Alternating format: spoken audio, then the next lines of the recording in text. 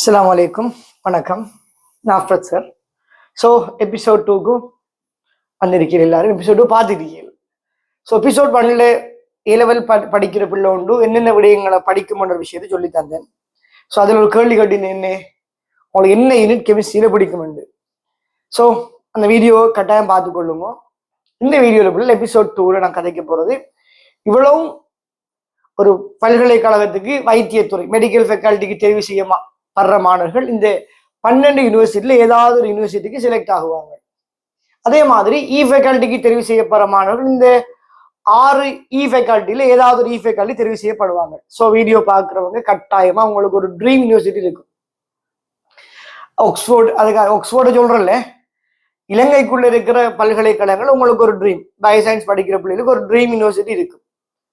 அந்த dream university என்னன்னு just comment பண்ணி கொள்ளுங்க. உங்களுக்கு ஒரு ட்ரீம்.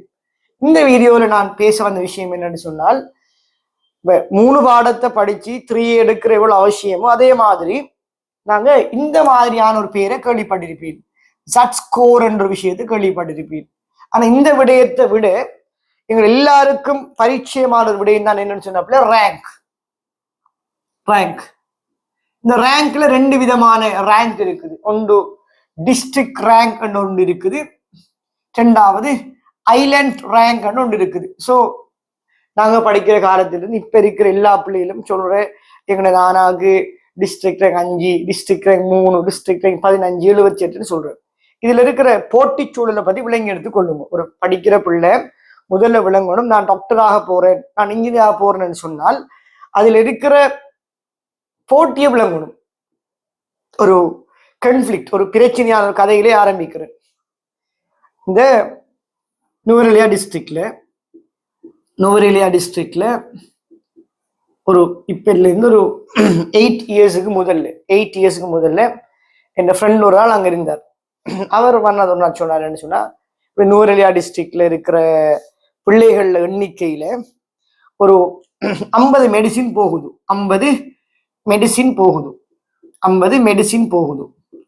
அந்த 50 மெடிசின் இருக்கிற பிள்ளைகள்ல இந்த லிஸ்ட்டை நான் எடுத்து பார்த்தேன்.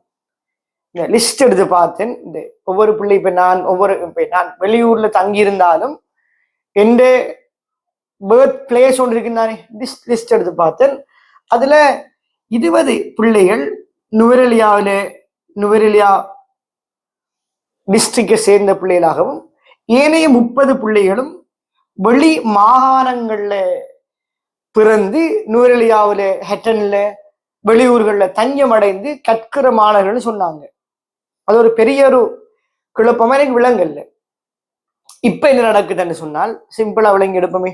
இப்ப இந்த முறை பதுல்ல டிஸ்ட்ரிக்ட்ல நான் 3 விஷயம் சொல்லலாம், கேட்டுக்கொள்ள. ஒன்று ரேங்க், Z-ஸ்கோர், ரேங்க். இன்னொன்று விஷயம் சொல்ல கேளுங்க, கட் ஆஃப். இந்த 3 விஷயம், 1, 2, 3 கட் ஆஃப். இதோட 4வது விஷயம் சொல்ல கேளுங்க. ஒரு பதுல்ல டிஸ்ட்ரிக்ட் எடுத்தோம்னு சொன்னா இந்த முறை பதுல்ல டிஸ்ட்ரிக்ட்ல மெரிட்ஸ், திறமை அடிப்படையில், அதே மாதிரி கோட்டா. இந்த மெரிட் அடிப்படையில 22 மாணவர்கள் மெடிக்கல் ஃபேக்கல்ட்டிக்கு தெரிவு செய்யப்படுறாங்க.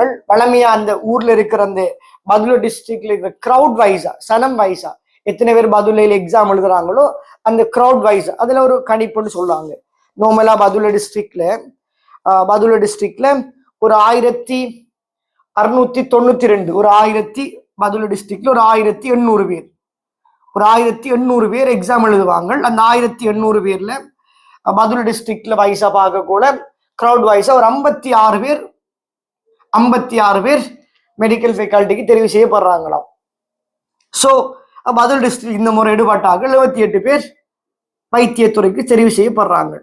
இதுல ஒரு விஷயம், சுவாரஸ்யமான விஷயம் என்னன்னு சொன்னால், இதுல 78 பேர்ல 6 ஸ்டூடெண்ட்ஸ் தான் தமிழ் பேசுற ஆட்கள். ஸ்டூடெண்ட்ஸ் 6 ஸ்டூடெண்ட்ஸ் தான் என்ன செய்யறாங்கன்னு சொன்னால் தமிழ் பேசுற ஆட்கள். இதுல இருக்கிற அதுல ஒன்றும் இல்லை தானே, அது சிங்கள ஊர் தானே, அதுல என்ன பிரச்சனை? ரைட், கேட்டுக்கொள்ளுங்கடா. இந்த பயோசயின்ஸ்ல இருக்கிற போட்டி எப்படி இருக்குதுன்னு சொன்னால், இந்த பயோ சயின்ஸ்ல இருக்கிற போட்டி. இந்த பயோ சயின்ஸ்ல இருக்கிற போட்டி இந்த பயோ சயின்ஸ்ல இருக்கிற போட்டி என்னன்னு சொன்னால் நல்லா விளங்கிடுங்க. நீங்க ஒரு குறிப்பிட்ட ஊர்ல பிறக்கீங்க. உங்களோட ஊர்ல சயின்ஸ் படிக்கிறதுக்கான ஃபெசிலிட்டிஸ் இல்லை. ஃபெசிலிட்டிஸ் என்ன? ஸ்கூல், ஸ்கூல் டீச்சர்ஸ், டியூஷன், இந்த மூணுமே இல்லை. ஸ்கூல் ஒன்று இருக்குது, பட் ஸ்கூல்ல அது ஒரு நார்மலான ஒரு நிலையில இருக்குது. ஸ்கூல் டீச்சர்ஸ் மாதிரி இருக்கிறாங்க, பட் ஹை ப்ரொஃபஷனலி இல்லை. டியூஷன் இல்லை. இப்போ அந்த பிள்ளை என்ன செய்யுதுன்னு சொன்னால் தங்களோட டடா மமாட்டிக்கிற சல்லி பலத்தை பயன்படுத்தி என்ன செய்யுதுன்னு சொன்னால் ஸ்கூல்ல பதிவு செஞ்சுட்டு வெளியூருக்கு போகுது.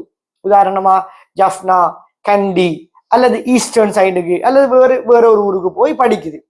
படிச்சுட்டு வந்து ஒரு நாலேஜ் எடுத்துட்டு வந்து என்ன செய்யுது? தங்களோட ஊர்ல எக்ஸாம் எழுதுது. அப்ப என்ன செய்ய போகுதுன்னு சொன்னால் அதே ஊர்ல இருக்கிற சல்லி குறைவான வசதி குறைந்த பிள்ளைகள் வெளியூருக்கு போக இல்லாம சல்லி இல்லாததால தண்டை கிடைக்கிற வளத்தை பயன்படுத்தி படிக்குது. இந்த பிள்ளை என்ன செய்யுதுன்னா ஸ்கூல்ல ரெஜிஸ்டர் பண்ணிட்டு வெளியூருக்கு போய் ஸ்கூல் அட்டெண்டன்ஸ் இல்லாம வெளியூருக்கு போய் படிச்சுட்டு திரும்ப ஸ்கூலுக்கு வந்து எக்ஸாம் எழுதுது. இப்ப ஒரே பரீட்சை தான், ஏ லெவல் பேப்பர் ஒரு பேப்பர் தான். அது ஃபெஷ் ஆளுக்கும் ஒரு பேப்பர் தான், செகண்ட் ஆளுக்கும் ஒரு பேப்பர் தான், தேர்ட் ஆளுக்கும் ஒரு பேப்பர் தான். சிலாக்கள் விட்ரோ பண்ணி போட்டு முதலாவது வருஷம் எழுதுறதில்லை, விட்ரோ பண்ணி போட்டு செகண்ட் எழுது. விட்ரோ பண்ணுன்னு சொன்னா இந்த பரீட்சைக்கும் போகப்படா, இங்கிலீஷ் பாடத்து கூட போகப்படா, சிட் பண்ணப்படா. அப்ளிகேஷன் போட்டு இண்டெக்ஸ் நம்பர் வந்து எல்லாம் வரலாம், உங்களோட அட்மிஷன் கார்டும் வரலாம். சிட் பண்ணினா வந்து கவுண்ட் ஆகிச்சிடும். ஒரு பாடம் பார்ட் 1 பார்ட் 2 சிட் பண்ண கவுண்ட் ஆகிடும். அப்ப என்ன செய்ய, அந்த போட்டி சூழலால அந்த பிள்ளை என்ன செய்யுதுன்னா வெளியூருக்கு போய் படிச்சு எங்க வருது எக்ஸாம் எழுத? தன்னை சொந்த ஊருக்கு வருது, சொந்த டிஸ்ட்ரிக்டுக்கு வருது, எக்ஸாம் எழுது. அப்போ ஒரே பரீட்சையை ஒரே பிள்ளை வெவ்வேறு சாமர்த்தியங்களை பயன்படுத்தி எக்ஸாம் எழுதி என்ன செய்யுதுன்னு சொன்னால் நல்ல ரிசல்ட் எடுக்குது. 2AB எடுக்குது. ஒரு 2AB எடுக்குது. ஓஎல்ல 9 எடுத்த பிள்ளை உண்டு வெளியூருக்கு போய் படிச்சு வெளி ஹாஸ்டல்ல படிச்சு தங்கி படிச்சு 2AB எடுக்குது. இதே விடயத்தை அதே ஊர்ல அதே வளத்தை பயன்படுத்தி 9 எடுத்து இன்னொரு பிள்ளை என்ன செய்யுது, தன்னை ஊர்ல மட்டும் இருந்துக்கு தனக்கு கிடைத்த ரிசோர்சஸ்ல படிச்சு ஒரு 3B எடுக்குது.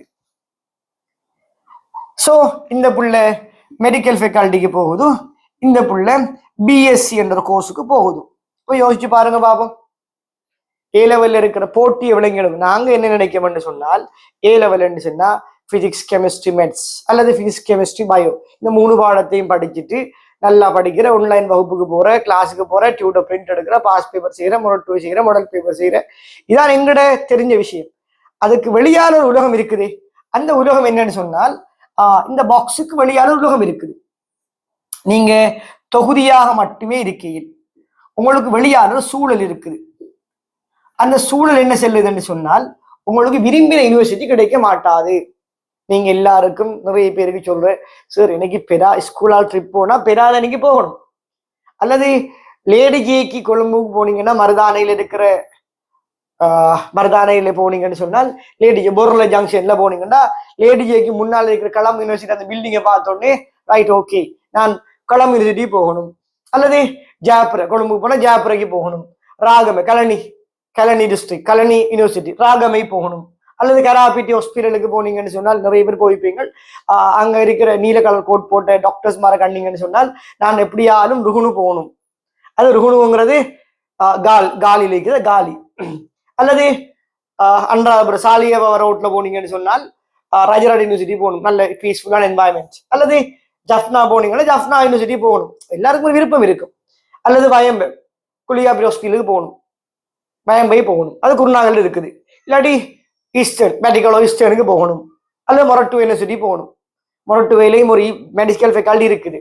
அல்லது சப்ரகம் ரத்னபுரம் டிஸ்ட்ரிக்ட்ல சப்ரகமே போகணும், அல்லது பதுல் ஊஆவெல்எஸ் மோஸ்ட் பியூட்டிஃபுல் லொகேஷன்ல இருக்கிற ஒரு கிரீனஸ்ட் பிளேஸ் கூலான பிளேஸ் ஊஆவெல்எஸ்ஸே போகணும்.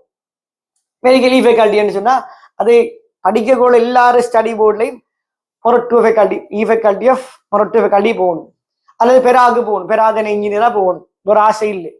ருகுணுக்கு போகணும், அது என்ன இது கரப்பிட்டி இந்த சைட்ல கவுலியில, அதே மாதிரி ருகுணு அந்த சைடு ஆப்போசிட் சைட்ல ருகுணு போகணும், அல்லது ஜாப்ரா யூனிவர்சிட்டி போகணும், அல்லது ஜாஃப்னா போகணும், அல்லது ஈஸ்டர்ன் யூனிவர்சிட்டி போகணும். இப்ப எல்லாரும் ஆசையும் ரைட் நாங்க பெராதனை போகணும். அவன் யோசிக்கணுமே சும்மா போகலாமா? 3A எடுத்தாலும் போக இயலாது. காரணம் என்ன? உங்களோட யூனிவர்சிட்டியை தீர்மானிக்கிறது இந்த ஜட் ஸ்கோர். அப்ப நீங்க யோசிக்கிற மாதிரி ரேங்க்ங்கிறது இல்லை, ரேங்க் தீர்மானிக்கிறது இல்லை, உங்களோட ஜட் ஸ்கோரா தீர்மானிக்குது. பிள்ளைகள் பிள்ளையா விளங்குதுன்னு சொன்னால் பொதுவாக பாருங்க, பிள்ளையால் கலம்பு ஒரு இலங்கையில் இருக்கிற பரீட்சை எழுதுற கிட்டத்தட்ட பல உதாரணமா சொல்ல போனோம்னா ஒரு 40,000 பேர் 2024ஆம் ஆண்டு 40,000 ஸ்டூடெண்ட்ஸ் 45,000 பேர் பயோசயின்ஸ் எக்ஸாம் எழுதினாங்க. சும்மா ஒரு கணக்குன்னு சொல்லணே, 45,000 பேர் 25 டிஸ்ட்ரிக்ட்ல இருந்தும் 45,000 மாணவர்கள் A-level பயோசயின்ஸ் எழுதினாங்க. அதுல 280 பேர் தான் கலம்பு மெடிக்கல் ஃபேக்கல்டி தெரிவு செய்யப்படுவாங்க, 280 பேர். அதே மாதிரி மொரட்டோ, அதாவது இன்ஜினியரிங்காக ஒரு 40,000 பேர் எக்ஸாம் எழுத கூட ஒரு 750 பேர் தான் மொரட்டோ ஃபேக்கல்டிக்கு எடுபடுவாங்க. அப்ப நாங்க விளங்கணும், இலங்கையில இருக்கிற மொத்த மாணவர்கள்ல நாங்க 750வது ரேங்க் கூட வருவோமா பார்க்கணும். ஸோ உங்களோட A-level ரிசல்ட்ஸோட வாரது ரேங்க். அதுல ஜட் ஸ்கோரும் வரும். இப்ப நாங்க விளங்கணும், நோமலா ஒரு கணிப்பு இருக்குது. ஜட் ஸ்கோர் அடிப்படையில கலம்பு ஃபேக்கல்டி தான் ஃபெஸ்டா கிடைக்கும், திரும்ப பெராதனி கிடைக்கும், திரும்ப ஜாப்புர, ராகம, ருகுனு, ரஜரட்ட, ஜஃப்னா மாறி மாறி அது ரெண்டும் ஆப்ஷன்ல கிடைக்கும். ஒரு சிலர் ஜஃப்னாவில் இருக்கிற ஒரு சிலர் வெளி மாகாணங்களுக்கு போய் படிக்கிற விதம் குறைவு. அவங்க ஜஃப்னாவிலே தங்கி அந்த யூனிவர்சிட்டிக்கு போய் தருவாங்க. முல்லைத்தீவு வவுனியாவில் இருக்கிறார்கள், மோஸ்ட்லி அந்த யூனிவர்சிட்டி போவாங்க. சில பிள்ளைகள் ஈஸ்டர்ன்ல இருக்கிற பிள்ளைகள் ஈஸ்டர்ன் யூனிவர்சிட்டி போய் தருவாங்க. தூரம் கருத்தில் கொண்டு, சேஃப்டி கருத்தில் கொண்டு, டிராவலிங் கருத்தில் கொண்டு அந்த ஷார்டஸ்ட் டிஸ்டன்ஸ்ல இருக்கிற யூனிவர்சிட்டி போய் தருவாங்க. இந்த ஓர்டர்ல போய் தருவாங்க. சரிதான். அப்ப விளங்கி எடுக்கணும், இந்த திறமை அடிப்படை என்று சொன்னால் ஒவ்வொரு ஊருக்குள்ளேயும் ஒவ்வொரு டிஸ்ட்ரிக்ட்லையும் மெரிட் திறமையான மாணவர்கள் இருப்பாங்க. நல்லா விளங்கி எடுத்துக்கொள்ளுவோம். ஒவ்வொரு ஊருக்குள்ளேயும் ஒவ்வொரு டிஸ்ட்ரிக்ட்லையும் திறமையான மாணவர்கள் இருப்பாங்க. நீங்க சொல்லுவீங்களே மீட்டர் கேஸ்ன்னு சொல்லுவீங்களே, ஒரு திறமையான மாணவனால இன்னொரு மாணவன் வாழ்வான். எப்படி வாழ்வான் தெரியுமா? உதாரணமாக பதுல்ல டிஸ்ட்ரிக்ட்ல ஒரு 1800 பிள்ளைகள் தான் எக்ஸாம் எழுதுது. அந்த 1800 பிள்ளைகளையும் 56 பேர் தான் மெடிக்கல் ஃபேக்கல்டிக்கு தெரிவு செய்யப்படுவாங்க. இதுதான் நியதி. அந்த சனம் அடிப்படையில 56 பேர் தான் செலக்ட் ஆகுவாங்க. அப்ப அந்த டிஸ்ட்ரிக்ட்ல நல்ல திறமையான மாணவர்கள் யாருமே, எல்லாரும் சராசரியான மாணவர்களா இருந்தால் 56 பேர் தான், என்ன நடந்தாலும் பறந்தாலும் 56 பேர் தான் மெடிக்கல் ஃபேக்கல்டி தெரிவு செய்யப்படுற. ஆனா அந்த ஊர்ல இருக்கிற நல்ல திறமையான, உங்களுக்கு தெரியும், சயின்ஸ் குவிஸ்ல போய் ஐலண்டு போயிருப்பான், மேத்ஸ் ஒலிம்பியாடு போயிருப்பான், மேத்ஸ் குவிஸ் போயிருப்பான், அல்லது ஏதாவது ஒரு துறையில ஏதாவது ஒரு ஃபீல்டில் O-level 5ஆம் ஆண்டுல இருந்து O-level வரைக்கும் ஸ்காலர்ஷிப்ல நல்ல ஹையஸ்ட் பாயிண்ட் எடுத்திருப்பான். அப்படி நல்ல பெறுவர் O-levelல டிஸ்ட்ரிக்ட் வைஸா 2ஆம் ஆண்டு 3ஆம் ஆண்டு நல்ல திறமையான மாணவர்கள் இருந்தாங்கன்னு சொன்னா அவங்க என்ன செய்வாங்கன்னா ஐலண்ட் மெரிட்ல போய் தருவாங்க. மெரிட் என்ன? திறமை அடிப்படையில அவங்க இந்த கோட்டாக்குள்ள உள்பட மாட்டாங்க, அவங்க மெரிட் லிஸ்ட்ல போய் தருவாங்க. இப்ப என்ன, உதாரணமாக பதுளை டிஸ்ட்ரிக்ட்ல நல்ல திறமையான மாணவர்கள் ஐலண்ட் வைஸா பார்த்தோம்னா ஒரு 50 திறமையான மாணவர்கள் இருந்தாங்கன்னு சொன்னா எத்தனை பேர் எடுபடுவாங்க? 108 பேர் எடுபடுவாங்க. 56 பேர் 56 பேர் அந்த சனம் அடிப்படையிலையும் திறமை அடிப்படையில் 50 பேர் 106 எடுபட போறாங்க. ஸோ ஒவ்வொரு ஊர்லயும் இருக்கிற பிள்ளைகள்ல திறமைகளை கண்டு அந்த பிள்ளைகளை மெரிட்ல போக வைக்கிறது ஒரு ஆசிரியர் கடமை, அந்த பேரண்ட்ஸோட கடமை. அந்த பிள்ளைகளை கடமை என்னன்னு சொல்லி நாங்க மெரிட்டுக்கு போனோம்டா, உதாரணமா இதுல இந்த 22 பேரும் என்ன செய்யறாங்கன்னு சொன்னால் இன்னொரு 22 பேரை வாழ வச்சிருக்காங்க. ஸ்டெதஸ்கோப் மாட்டி இன்னொரு பேஷண்ட கியூர் ஆக்குறதுக்கு முதல்ல இந்த 22 பேர், இதுல இருக்கிற 22 பேர் எடுபட வச்சு, 22 பேரும் இல்லாட்டி என்ன நடக்கும் சொல்லுங்க பாப்போம். இந்த 22 பேரும் இல்லாட்டி எத்தனை பேர் எடுபடுவாங்க? 34 பேர் எடுபடுவாங்க. என் மகன் சொல்லுங்க பாப்போம். இந்த 22 பேரும் நோமலான நல்லா படிக்கல, நோமலா படிச்சு சுவரா கோட்டாவுல வந்துடுவாங்க. அப்ப 35ஆம் எடுபட மாட்டான். நான் சொல்ல கருத்து விளங்குதானே? சோ போட்டிகளை விளங்குங்க. போட்டி என்று சொன்னா உங்களோட சக நண்பர்கள் மட்டுமில்லை, ஒரு ஊர்ல எவ்வளவு ஒரு டிஸ்ட்ரிக்ட்ல இருக்கிற எல்லாம் விளங்கணும். இப்ப நான் ஈஸ்டர்ன் சைட்ல இருக்கேன்னு சொன்னா ஈஸ்டர்ன்ல இந்தியால பக்கம் பாத்தீங்கன்னா பொத்திவில்ங்கிற ஊர் இருக்குது, இந்தியால பக்கம் அம்பாறை இருக்குது, இந்தியால பக்கம் கடல் இருக்குது, இந்தியால பக்கம் கல்முனை, மருதமனை, கல்லாறு போர்டர் இருக்குது. அப்ப அவ்வளவு கிரௌடுக்குள்ளே அவ்வளவு பேர்லையும் ஈஸ்டர்ன் சைட்ல பொதுவா சொல்ல போனோம்னா அம்பாறை டிஸ்ட்ரிக்ட்ல ஒரு 1700 பிள்ளைகள் எக்ஸாம் எழுதுது. 1700 பிள்ளைகள் எக்ஸாம் எழுதுது. அப்ப அந்த பிள்ளைகள்ல எத்தனை பேர் மெடிக்கல் ஃபேக்கல்டி போறாங்க இந்த முறை 2025ல இந்த அம்பாறை டிஸ்ட்ரிக்ட்ல எத்தனை பேர் மெடிக்கல் ஃபேக்கல்டி போய்க்காங்கன்னு திறமை அடிப்பு அம்பாறை டிஸ்ட்ரிக்ட்ல பார்த்தா விளங்கிக் கொள்ளலாம். 21 பிள்ளைகள் மெரிட்லையும் 47 பிள்ளைகள் கோட்டாலையும் போயிருக்காங்க. கோட்டாவிலையும் மொத்தம் எத்தனை 68. மதுரையில இருக்கிற கிரௌட் கூட, அம்பாறை இருக்கிற கிரௌட் குறைவு. அதனால அந்த சயின்ஸ் படிக்கிற எண்ணிக்கை குறைவு. அப்ப 68 பேர் போயிருக்கிறாங்க. யோசிச்சு பாருங்க பாப்போம். இந்த 21 மெரிட்டும் இல்லாட்டி என்ன நடக்கும்? ஸோ ஒவ்வொரு பிள்ளையும் தனக்கிட்ட இருக்கிற கட்டித்தனத்தை முதல்ல விளங்கி எடுக்கணும். தான் 75 லெவலுக்கு படிக்காம 75 சொன்னா 100ல இருந்து பாருங்க பாப்போம் 25 மார்க்ஸ் விடுறதா இல்லை. அப்ப ஒவ்வொரு பிள்ளையும் ஏ என்ற பெருமானத்தை பருமை நல்ல பெரிய ஏ எடுத்துச்சுன்னு சொன்னா நாங்க சொல்றோம் கொளுத்தேன்னு சொல்றோம். 85ல 90ல 94 ஏ எடுக்கக்கூடிய என்ன செய்யணும்னா சுவரா என்ன செய்யணும் எடுபடக்கூடிய தன்மை கூட இருக்கு. இந்த முறை எனக்கு இந்த அனுபவத்துல என் ஸ்டூடெண்ட் ஒன்று என்ன செஞ்சிட்டு சொன்னால் கெமிஸ்ட்ரியில் அவருக்கு 46 எம்சிக்கு சரி, எம்சிக்கு 46, எஸ்ஐலையும் ஒரு அரவுண்ட் ஒரு 44 போல சரி, 50க்கு 44, இதுல 50க்கு 46 சரி, 50க்கு 44 நல்ல ஃபுல் மார்க்ஸ் எடுத்து வச்சிருக்கேன். நல்ல நான் பேப்பரை ஸ்கீம் எனக்கு மார்க்ஸ் ஒரு 44 லெவல்ல வரும். கிட்டத்தட்ட 90 மார்க்ஸ் எடுத்துட்டான். எத்தனைக்கு 75 90 எடுத்துட்டான். அவ பிசிக்ஸ்ல அது கெமிஸ்ட்ரி மார்க்ஸ். அவருக்கு பிசிக்ஸ்ல அவட கருத்தின்படி சார் எனக்கு 75 ஏ மார்க்ஸ்ண்டா எனக்கு 75 தான் வந்திருக்கு. நான் போர்டர்ல தான் எடுத்திருப்பேன். ஸோ அவ இந்த முறை மெடிக்கல் ஃபேக்கல்டி தெரிவு செய்யப்பட்ட. அவ என்ன அடிக்கடி சொல்ற கதை என்ன சொன்னா, இந்த முறை மெடிக்கல் ஃபேக்கல்டிக்கு நான் தெரிவு செய்யப்பட்டதுக்கான ஒரே காரணம் என்னவாக இருக்கும்? எந்த கெமிஸ்ட்ரி மார்க்ஸ்ல இருக்கு 90 விளங்குதோ? என்ன கெமிஸ்ட்ரி 90 தான் இந்த முறை என்ன மெடிக்கல் ஃபேக்கல்டி தெரிவு செய்ய வச்சிச்சு. சரியா? அப்ப இதான் அங்க நடக்கிற விஷயம். ஏதாவது ஒரு பாடத்தை நல்லா ஓடிச்சோன்னா அந்த நல்லா ஓடுற பாடத்தை 90 கணக்குலையும் எவரேஜா ஓடுற பாடத்தை பிகேன்னு வரல, எவரேஜா ஓடுற பாடத்தை 75 கணக்குலையும் கொண்டு போய் நிப்பாட்டணும். ஸோ போட்டி சூழலை விளங்கி எடுக்கணும். ஒவ்வொரு பிள்ளையும் யோசிக்கணும் தான் என்ன யூனிவர்சிட்டிக்கு போகணுங்கிறத தீர்மானிக்கிறது இந்த ஜட் ஸ்கோர். இலங்கையில் இருக்கிற எல்லா பிள்ளைகளுக்கும் ஒரு ஜட் ஸ்கோர் பெருமானம் இருக்கும். எல்லாரும் ரிசல்ட்ஸுக்கும் ஒரு ஜட் ஸ்கோர் கணிக்கலாம். ஜட் ஸ்கோருங்கிறது மைனஸ்ல இருந்து பிளஸ் கணக்குல வரும். அந்த மைனஸ் பெருமானம் வரும். 3 இயர்ஸ் எடுத்தாலும் மைனஸ்ல வரும். ஒரு சிலருக்கு 0 பாயிண்ட் கணக்குல வரும், ஒரு சிலருக்கு 1 பாயிண்ட் கணக்குல வரும், ஒரு சிலருக்கு 2 பாயிண்ட் கணக்குல வரும். எவர் ஜட் ஸ்கோர் 2 பாயிண்ட் கணக்குல வருகுதோ அவரால இந்த ட்ரீம் யூனிவர்சிட்டிகளை தெரிவு செய்யலாம். இந்த ட்ரீம் யூனிவர்சிட்டியை தெரிவு செய்யலாம். இவருக்கு 2 பாயிண்ட் கணக்குல வந்தால் இந்த ட்ரீம் யூனிவர்சிட்டியை தெரிவு செய்யலாம். மெடிக்கல் ஃபேக்கல்டிக்கு அடுத்த கோர்ஸ் மெடிக்கல் ஃபேக்கல்டி கிடைக்கல, ஒருத்தருக்கு மெடிசின் கிடைக்கல, அவருக்கு அடுத்த கோர்ஸ் என்ன? டென்டல் சர்ஜரி, டென்டல் கிடைக்கும். அப்ப பாருங்களா, ஒருத்தருக்கு அதே 3 இயர் ரிசல்ட்ஸ் மெடிசின் போறார், இன்னொருத்தர் அதே 3 இயர் ரிசல்ட்ஸ் டென்டல் கிடைக்குது. ஸோ என்ன நடக்குதா? அப்ப ரிசல்ட்ஸ் தீர்மானிக்கல, அந்த ரிசல்ட்ஸ் சமேஷன் கூட்டுத்தொகை அது ஜட் ஸ்கோரை பாதிக்குது. ஸோ கட் ஆஃப் வந்த உடனே உங்களுக்கு விளங்கும் என்ன நடக்குது. முதலாவது ரிசல்ட்ஸோட ஜட் ஸ்கோர் வரும், அதோட ரேங்க் வரும், டிஸ்ட்ரிக்ட் ரேங்க் வரும். ஸோ கவனம் அறிக்கணும். பிள்ளைகள் பிழையாக விளங்குது அப்படின்னு சொன்னால் ரைட். நம்மட இது 2025 எக்ஸாம் எழுதினாக்கள்ற மதுரை டிஸ்ட்ரிக்ட், இது 2025 எக்ஸாம் எழுதினாக்கள் அம்பாறை டிஸ்ட்ரிக்ட். அதே மாதிரி புத்தளம் டிஸ்ட்ரிக்ட்ல என்ன நடக்குதுன்னு சொன்னால் புத்தளம் டிஸ்ட்ரிக்ட்ல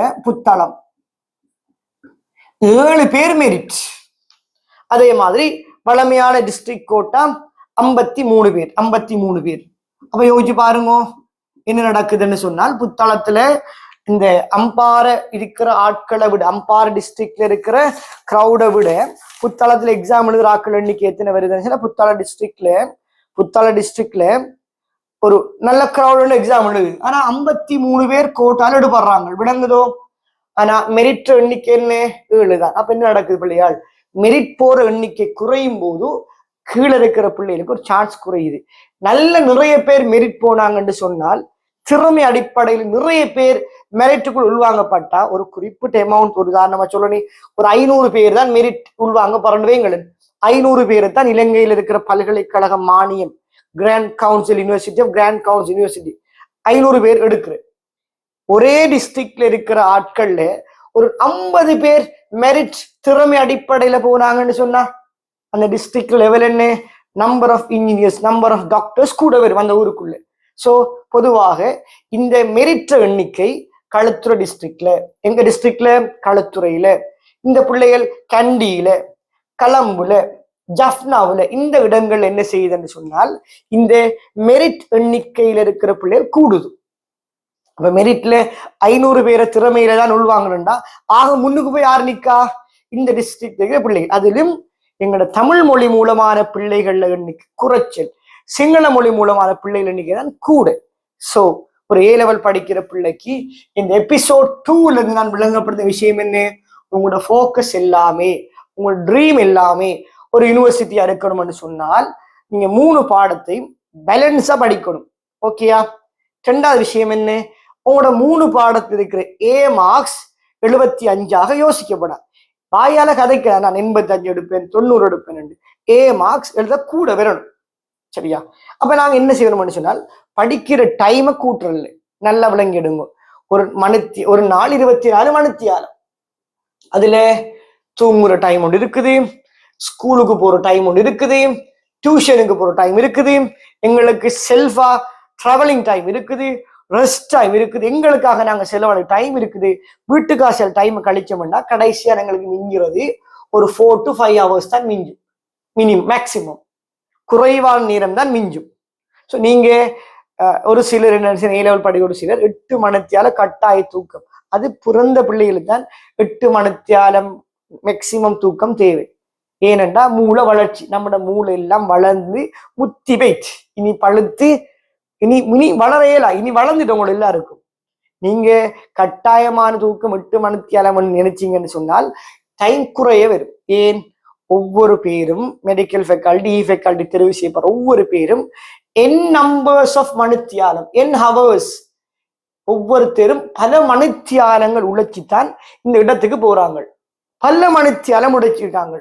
அது மட்டும் இல்லை, பலர் என்ன செய்யறாங்கன்னு சொன்னால் பல கேள்விகள், நம்பர் ஆஃப் கொஸ்டின்ஸ், அவங்க சந்திச்ச கேள்விகளை அவங்களாலே கணக்கெடுக்கையில் அவ்வளவு கேள்வி சந்திச்சுட்டாங்க, அவ்வளவு கேள்வி சந்திச்சுட்டாங்க.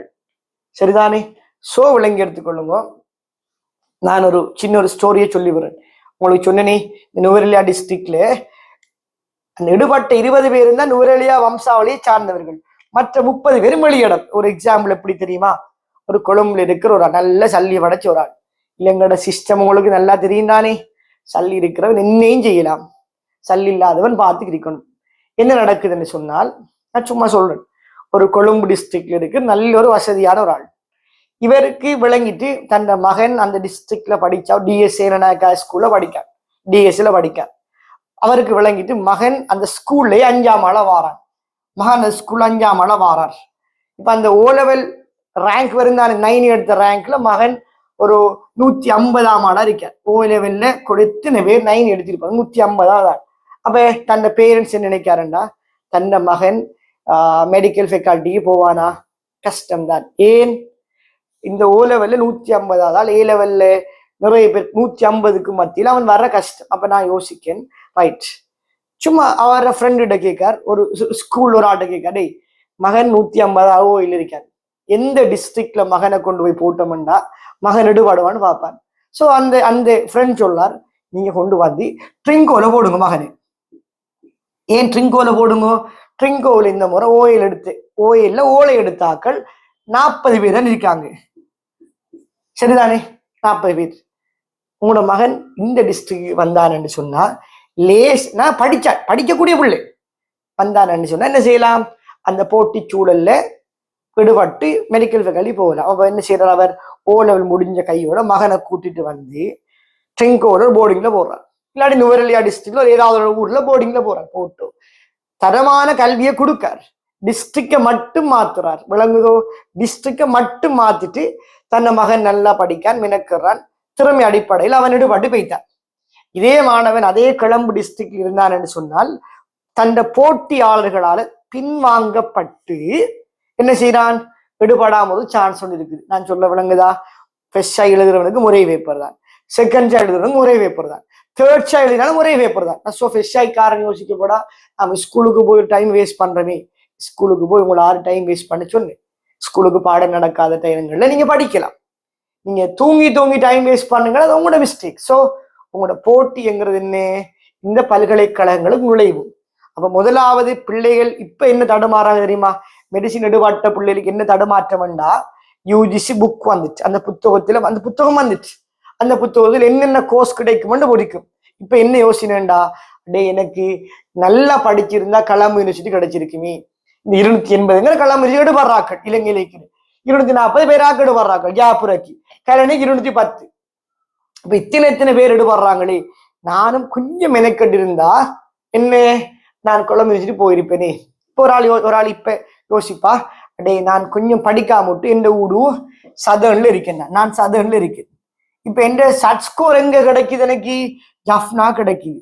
நான் இவ்வளவு தூரம் டிராவல் பண்ணணுமா? விளங்குதா? நான் சதர்ன்ல இருந்து எனக்கு ருகுன் இவ்வளத்தான் இருக்குது, இவ்வளத்து இருக்கிற ருகுனுக்கு எனக்கு காலுக்கு போகலாம் போய்த்தே, எனக்கு இவ்வளத்து இருக்கிற காலுக்கு போகலாம போய்த்தே. நான் கொஞ்சம் படிச்சிருந்தேன்னா எனக்கு கிட்ட இருக்கிற ஒரு ருகுனு கிடைச்சிருக்குமே, நான் இவ்வளவு தூரம் டிராவல் பண்ணணுமே. ஸோ நல்ல டிராவலிங் பத்தி யோசித்தான், டிராவலிங் பத்தி பேச வரல. நான் சொல்ல வாரது, உங்களோட போட்டி சூழலை அறிஞ்சு கொள்ளுங்க, எவ்வளவு தூரம் படிக்கணும்.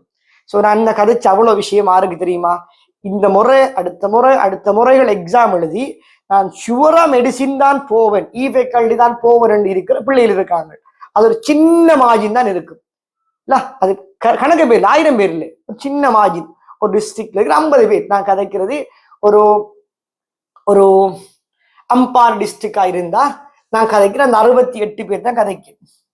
68 பேரும் இல்லை, 47 பேர் தான் கதைக்கிறேன். புத்தளத்துல 7 மெரிட் போன மாதிரி அம்பார் டிஸ்ட்ரிக்ட்ல 7 மெரிட் போயிச்சுன்னு சொன்னால் எத்தனை பேர் எடுபாட்டிருப்பாங்க? 68 பேரா? இல்லதானே, 54 பேர் எடுபாடு. அப்போ யோசிச்சு பாருங்க, ஒரு ஊர்ல இருக்கிற டிஸ்ட்ரிக்ட் மெரிட் எண்ணிக்கை குறைய கூட இன்னொரு ஊர்ல அதை வாங்கி எடுக்கும், அதை வாங்கி எடுத்து அந்த ஊர்ல இருக்கிற நம்பர் ஆஃப் கவுண்ட் கூட வரப்போகுது. ஸோ உங்களோட ஊர்ல நீங்க இலங்கையில எந்த பாகத்திலையும் இருக்கலாம். முதல்ல பேரண்ட்ஸ் விளங்கி கொள்ளணும், தன்னை பிள்ளை ஒரு அசாத்தியமான திறமையான பிள்ளையா இருந்தால் அந்த பிள்ளைய மெடிசின் போக வைக்கிற எண்ணத்தை விட அந்த பிள்ளை ஐலண்ட் போகணும், ஐலண்ட் லெவல்ல ஈடுபடணும், திறமை அடிப்படையில மெரிட்ல போகணும்னு யோசிக்கணும். தன்னை ஸ்கூல்ல இருக்க டீச்சர்ஸ் மாதிரி யோசிக்கணும். சில பிள்ளைகள் இருக்கு பிள்ளையா, நான் அடிக்கடி சொல்றேன், எந்த கண்ணுக்கு முன்னுக்கு ஒருத்தர கண்டு இருக்கேன், ஒரு புள்ளையன் இருக்கான், அவனுக்கு கெமிஸ்ட்ரியில ஃபர்ஸ்ட் டேர்ம்ல 96 கேர்ள் உண்டு, 96 marks first term marks, second marks 90 marks. நான் அந்த பிள்ளைகிட்ட அடிக்கடி சொல்ல விஷயம் என்னன்னு சொன்னா, நீ எல்லாம் டிஸ்ட்ரிக்டுக்குள்ள வரவே மாட்டாய், மெரிட்ல போகணும். அப்ப என்ன செய்யணும்? 3 பாடத்தையும் நான் கெமிஸ்ட்ரி செய்யற மாதிரி மாதிரி செய்யணும்னு சொல்றேன். ஏன், நான் செல்லக்குள்ள செல்லுவேன், நீங்க மொரட்டு எழுதப்பட்டால் உங்களோட அடிமை சீட்டு எழுதப்பட்ட மாதிரி மொரட்டு எழுதப்பட்டால் சோ கீப் ஒர்க்கிங் டு போட்டு மொரட்டுவேன். அந்த பிள்ளையால் என்ன செய்யும்னா அந்த ஊர்ல இருக்க இன்னொரு பிள்ளைக்கு வாழ்க்கை கிடைக்கும். அதே மாதிரி பிள்ளை இருக்குது. அப்ப ஒரு 8AB எடுத்து ஒருத்தன் இருக்கான், 8AB எடுத்து ஒருத்தன் இருக்கான், அவன் செம்ம மீட்டர் கேஸ். நான் அவன்கிட்டையும் சொல்றேன், என்ன தெரியுமா, அந்த 8ABயில அவன் எடுத்த பாடங்கள் கடும் டிஃபிகல்ட்டான பாடம். ICT எடுத்திருக்கிறான், சிங்கள லாங்குவேஜ் எடுத்திருக்கிறான், இங்கிலீஷ் லிட்ரேச்சர் எடுத்திருக்கிறான். இப்ப எல்லாரும் ஹெல்த் சயின்ஸ் எடுத்து எடுக்கலாம், இல்லைன்னு சொல்லல, கொமர்ஸ் எடுத்து எடுக்கலாம், சின்ன சின்ன லேசான பாடங்களை கொண்டு எடுக்கலாம். அவன் செலக்ட் பண்ண பாடமே கடும் டிஃபரெண்டான பாடம். ஒரு இங்கிலீஷ் சிங்கள சப்ஜெக்டை மெயின் எடுத்து தமிழ் மொழியை படியும், இங்கிலீஷ் லிட்ரேச்சரையும் எடுத்து ICT எடுத்து பெரிய கஷ்டமான பாடங்கள் எடுத்து வச்சிருக்கிறான் 8AB. நான் அவன்கிட்ட சொல்றேன், என்ன சொல்றேன், தம்பி உங்களுக்கும் நான் மொரட்டு ஃபேக்கல்ட்டியே தாரேன், நல்லா படிச்சுக்கொள்ளும். ஸோ விளங்கிடுங்க பிள்ளையாள், ஒரு போட்டி A லெவலுக்குள்ள கெமிஸ்ட்ரியில யூனிட் 1 விளங்கல்ல, யூனிட் 2 விளங்கல்ல, ஜெனரல் கெமிஸ்ட்ரி விளங்கல்ல, இன்ஆர்கானிக் விளங்கல்ல, கலர் பாடமாக தெரியாங்கிற கூட்டம் இருக்கட்டும். இந்த வீடியோல நான் கதைச்சென்ன மெடிக்கல் ஃபேக்கல்ட்டி ஃபேக்கல்ட்டிங்கிற ஒன்றுதான் போவேன், ஸ்டெதஸ்கோப் தான் போடுவேன், ஹெட்செட்டை போட மாட்டேன். ரெண்டு விஷயம் செய்யலாம். என்ன, ஒண்ணு காதுக்குள்ள ஹெட்செட் மாத்திர கேஸும் இருக்குது.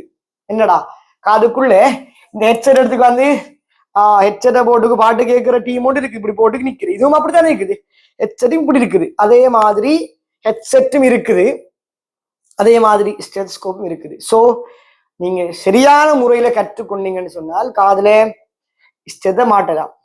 சரியான முறையில கற்றுக்கொள்ளவில்லை என்று சொன்னா காதுல ஹெட்போனு ப்ளூடூத்தை மாட்டி ஏர்போர்ட்ஸை மாட்டி இல்லாட்டி என்ன ஹெட்போனை மாட்டி விளாத்தலாம். So simple task. போட்டி தான். நம்ம ஊர்ல உதாரணமா சொல்ல போறேனே, நம்ம ஊர்ல நம்ம டிஸ்ட்ரிக்ட்ல நான் மட்டும் படிக்கல, நம்ம ஸ்கூல்ல இருக்கிறார்கள் மட்டும் படிக்கல, நம்ம டியூஷனுக்கு வர இவ்வளவு பேரும் படிக்கல. எங்கட ஊர்ல ஒரு 1500 பேர் படிக்காங்க. எல்லாரும் கணக்கு வைங்களேன். கொழும்புல மட்டும் 4500 பேர் எக்ஸாம் எழுதுறாங்க பயோசயின்ஸ். இத்தனை பேர் 4500 பேர். அதே மாதிரி களுத்துறையில 2500 பேர். மன்னார்ல ஆகவும் 200 பேர் எக்ஸாம் எழுதுறாங்க. மன்னார்ல ஆகவும் 200 பேர் தான் எக்ஸாம் எழுதுறாங்க. ஆனா எத்தனை பேர் எடுபடுவாங்க? மன்னார்ல 200 பேர் தான் எக்ஸாம் எழுதுறாங்க. 8 பேர் மெடிசன் கிடைக்குது. எத்தனை பேர்ல? 200 பேர்ல. அந்த 200 பேர்லையும் எத்தனை சர்ச் ஆயிருக்கு, எத்தனை செகண்ட்ஸ் ஆயிருக்கு, எத்தனை ஃப்ரெஷ் ஆயிருக்கு. ஆக 8 பேர் எடுபட போறாங்க. விளங்குதோ? சோ நாங்களோட போட்டிகளை விளங்கி எடுப்போம். சோ ஒவ்வொரு ஊர்லயும் ஆக கூட எண்ணிக்கையான பிள்ளைகள் எக்ஸாம் எழுது. கண்டியில 3500 பேர் எக்ஸாம் எழுதுறாங்க. சோ இருக்கிற ஒவ்வொரு இடத்திலையும் தண்ட போட்டியாளர் இத்தனை பேர் எக்ஸாம் எழுதுறாங்கிறத விளங்கி எடுங்க. ரைட். நம்முடைய டிஸ்ட்ரிக்ட்ல ஒரு 1000 பேர் எக்ஸாம் எழுதுறாங்க. நான் இத்தனை ஆளுக்குள்ள வரணும், மெரிட்டை பார்க்காது, கோட்டாவை பார். அம்பார் டிஸ்ட்ரிக்ட், சும்மா அம்பார் டிஸ்ட்ரிக்ட் கதைக்கும். அம்பார் டிஸ்ட்ரிக்ட்ல 2000 பேர் எக்ஸாம் எழுதுறாங்க. எத்தனை பேர்? டேய் விளங்குதா? அம்பார் டிஸ்ட்ரிக்ட்ல அங்கால பக்கம் பொத்துவில இருந்து இங்கால பக்கம் கல்லாறு வரைக்கும், அங்கால அம்பாறை வரைக்கும் அந்த டிஸ்ட்ரிக்ட் முழுக்க சேர்த்து 2000 மாணவர்கள் எக்ஸாம் எழுதுறாங்க பயோசயின்ஸ். நீங்க என்ன முதல் 50க்குள்ள வாங்க. 50க்குள்ள வந்தீங்கன்னு சொன்னாதான் உங்களுக்கு டாக்டராக சான்ஸ் இருக்குது. அப்ப நாங்க எப்படி படிக்கணும்? தந்த வகுப்புல முதலாம் நிலை 2ஆம் நிலையில வரணும். தந்த டியூஷன்ல முதல் 5க்குள்ள வரணும். விளங்குதா? சோ போட்டிகளை விளங்கிடுங்க. முதலாவது நீ என்ன பாடத்தையும் படிக்கலாம், எப்படியும் படிக்கலாம், 3 சப்ஜெக்ட் படிக்கலாம், 4 சப்ஜெக்ட் படிக்கலாம். சோ போட்டியை விளங்கெடுத்து நம்ம 2000 பேர் படிக்கிற அந்த ஊருக்குள்ள நான் முதல் 50ஆம் நிலைக்குள்ள வரணும். சோ அதுக்கு ஓ லெவல் ரிசல்ட்ஸ்ங்கிற ஒரு காரணையா இருக்க மாட்டாது. ஏ லெவல்ல எல்லா மாணவர்களுக்கும் ஒரே ஆசிரியர் கற்றுத்தாரார். நீங்க என்ன செய்யணுமா? அதை படிக்கணும், தேடணும், கேள்விகள் அதிகமான கேள்விகள் செய்யணும், கூட நேரம் ஒர்க் பண்ணணும். ஒரு நல்ல திறமையானவன் ஒரு எக்ஸ்ட்ரா ஒரு நல்ல பயங்கரமான திறமையான ஒருத்தன் என்ன செய்யறான்னு சொன்னால், அவன் ஒரு நல்ல மீட்டர் கேஸு, அவன் பெருமானம் 2. அவன் பெருமானம் என்ன? 2. திறமை குறைஞ்சவன் அவன் பெருமானத்தை 1. நல்ல திறமையானவனே என்ன எடுக்கன்? 2. அவன் எவ்வளவு நேரம் படிக்கான்னு சொன்னால், ரைட், தசம் 4 அவர் தான் படிக்கான். விளங்கிட்டாடா? தசம் 4க்கு படிக்கான். திறமை குறைஞ்சவன் என்ன செய்யறான்டா, அவனை விட கூட நேரம் படிக்கான். 8 அவர் படிக்கான். அப்ப யோசிச்சு பாருங்க பாப்போம். ஒரு நல்ல திறமையானவன் கற்கிற நேரத்தை பெருக்கினவன்டா தசம் 8. அவனை விட திறமை குறைஞ்சவன் அதிக நேரம் படிக்கிறதால அவன் பெருமானம் என்ன? தசம் 8.5. சோ யாரு யூனிவர்சிட்டிக்கு எடுபட போறா?